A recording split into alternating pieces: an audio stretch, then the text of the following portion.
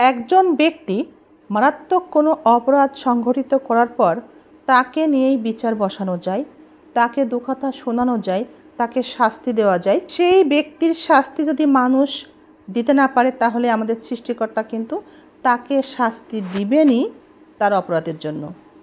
সেই পর্যন্ত আমাদের অপেক্ষা করা উচিত।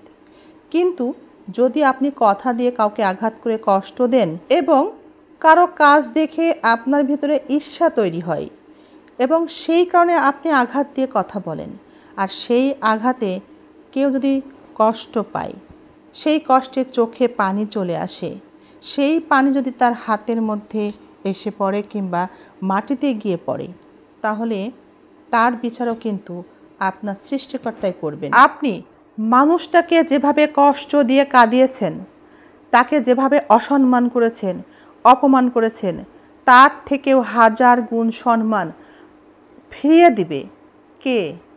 আপনারই রব। অন্যের কাজ দেখে যত বেশি আপনি হিংসা করবেন, ঈর্ষা করবেন, আপনি অহংকার করবেন, অহংকার করে কথা বলবেন এবং আপনার ভালো একটা মনের অভাবের কারণে, একটা ভালো হৃদয়ের অভাবের কারণে আপনি একজনের ভালো কাজের প্রশংসা করতে পারেন না, তাহলে আপনার প্রতি আপনার রব অসন্তুষ্ট হবে এবং আপনার অহংকারের কারণে আপনাকে নিচে নামিয়ে দিবে। আমাদের প্রিয় নবীজির সময়কালেও কিন্তু এই সমাজে বিভিন্ন পাপ কাজ ঘটতে দেখা যেত। ব্যভিচার ছিল, চুরি ছিল, মিথ্যা কথা বলা ছিল, ধনী লোক হয়েও অন্যের সাহায্য করতো না, সে আমলও ছিল। এবং তখন পরকীয়ার মতো জঘন্য পাপ কাজেও কিন্তু মানুষ জড়িয়ে পড়ত। জনসংখ্যা বৃদ্ধির সাথে সাথে কর্মসংস্থানের সুযোগ তো থাকতেই হবে। আমাদের সমাজে দুই শ্রেণীর মানুষ আছে। এক শ্রেণীর মানুষ অলস, তারা কিছুই করতে চায় না, কিন্তু তাদের সন্তান ছেলে মেয়ে আছে। তাদের সন্তান কীভাবে মানুষ করবে, তাদের শিক্ষা দীক্ষা দিতে হবে কিনা সেই চিন্তাও তাদের মাথায় নেই। তাই তারা যদি এই কর্মসংস্থান নিয়ে কথা বলে, অভাবটাকে অভাব বলে গণ্য না করে, সচ্ছল জীবনের আশা না করে, স্বপ্ন না দেখে, এটা কিন্তু স্বাভাবিক একটা বিষয়। না দেখাটা স্বাভাবিক। এই ধরনের মানুষের মুখে হাদিসের কথা শুনলে কিন্তু অবাক হওয়ার কিছু নেই, কিন্তু এরা এই ধরনের হাদিস জানে না যে সন্তানকে সঠিকভাবে মানুষ যদি আপনি করতে না পারেন এই দুনিয়াতে, যদি আপনি অমানুষ করে রেখে যান, এর ক্ষতি করলো, ওকে কষ্ট দেওয়া কথা বললো, ওর সাথে অন্যায় করলো, ওর সম্পদ বা সম্পত্তি নিয়ে টানা হেঁচড়া করলো, মানে অন্যায় কাজে লিপ্ত হলো এই সমাজে, আপনি মারা যাওয়ার পর আপনাকে কিন্তু জবাবদিহি করতে হবে। এটা কিন্তু আমরা অনেকেই জানি না। সন্তান শুধু জন্ম দিয়ে আপনি রেখে যাবেন পৃথিবীতে, তাকে সুশিক্ষা দিবেন না, আর সুশিক্ষা দিতে গেলে তো অর্থ খরচ করতেই হয়।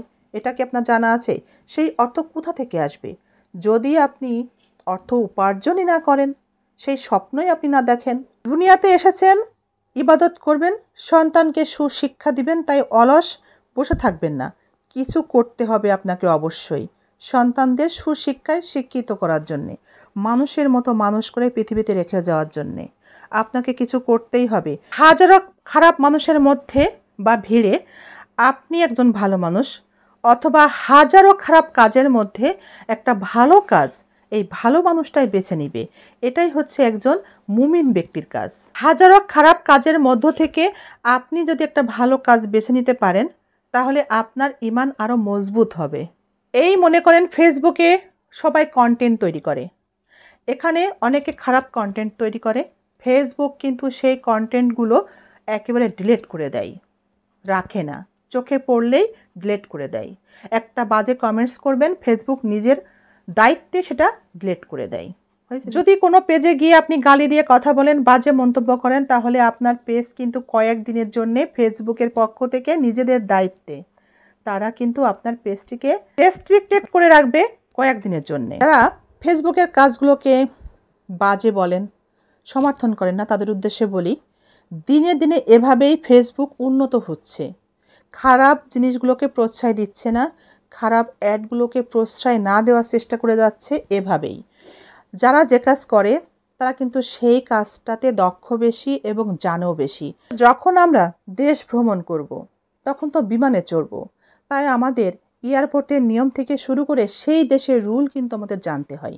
ঠিক একইভাবে যখন আমরা ফেসবুকে কাজ করব, ইউটিউবে কাজ করব, কিংবা কোনো প্রতিষ্ঠানে কাজ করব, সেই প্রতিষ্ঠানের রুলও কিন্তু আমাদের প্রত্যেকের জানা উচিত এবং ডে বাই ডে যে পরিবর্তনগুলো আসে সেগুলোও আমাদেরকে জানতে হয়। কিন্তু আমরা যেহেতু মুসলিম, তাই এই ইসলাম সম্পর্কে যে জ্ঞানটা আমরা পরিবার থেকে শিখতে শিখতেই বড় হই। আমাদের ধর্মীয় জ্ঞান আসলে একদিনে শেখা সম্ভব না, কিংবা পাঠ্যপুস্তক পড়ে পড়ে শেখাও কিন্তু সম্ভব না।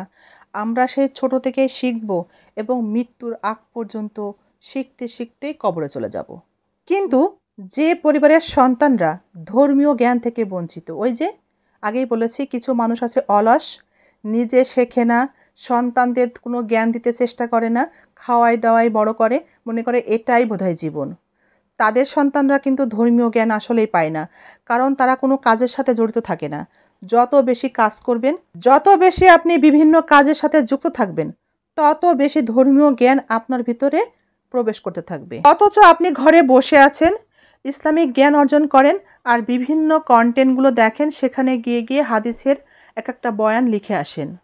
এভাবে আপনি আপনার ঈমানকে মজবুত কখনোই করতে পারবেন না।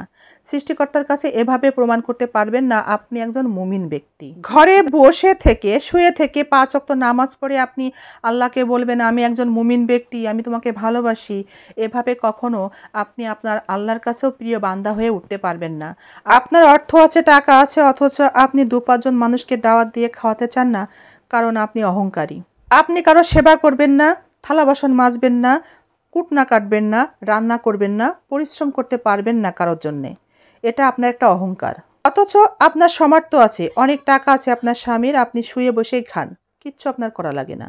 আপনি এটা জানেন না অন্যকে কষ্ট দিয়ে কথা বললে কি হয়। আল্লাহ ফেরেশতাকে ডেকে বলবেন কোন কারণে আমার এই বান্দার চোখে পানি আসলো।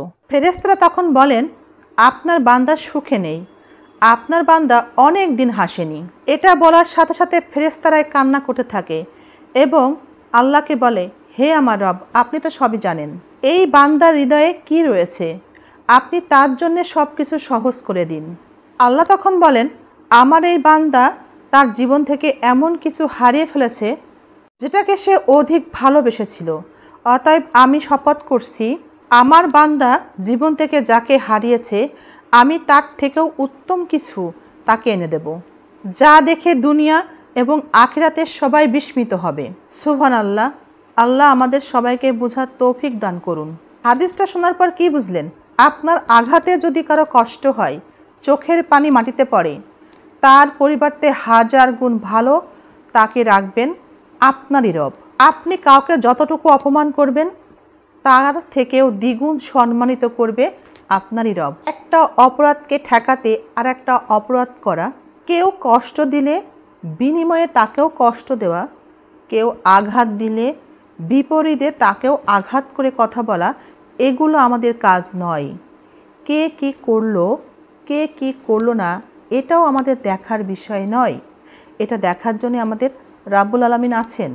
আমাদের কাজ হচ্ছে আমরা ভালোটাকে গ্রহণ করব, খারাপটাকে সবসময় এড়িয়ে চলব। কঠিন ভাষা বা রূঢ় ভাষা ব্যবহার করে আপনি কখনো মানুষের কাছ থেকেও কিছু আদায় করতে পারবেন না, রবের কাছ থেকেও কিছু আদায় করতে পারবেন না, বরং যা সঞ্চয় আছে সেগুলো হারিয়ে ফেলবেন।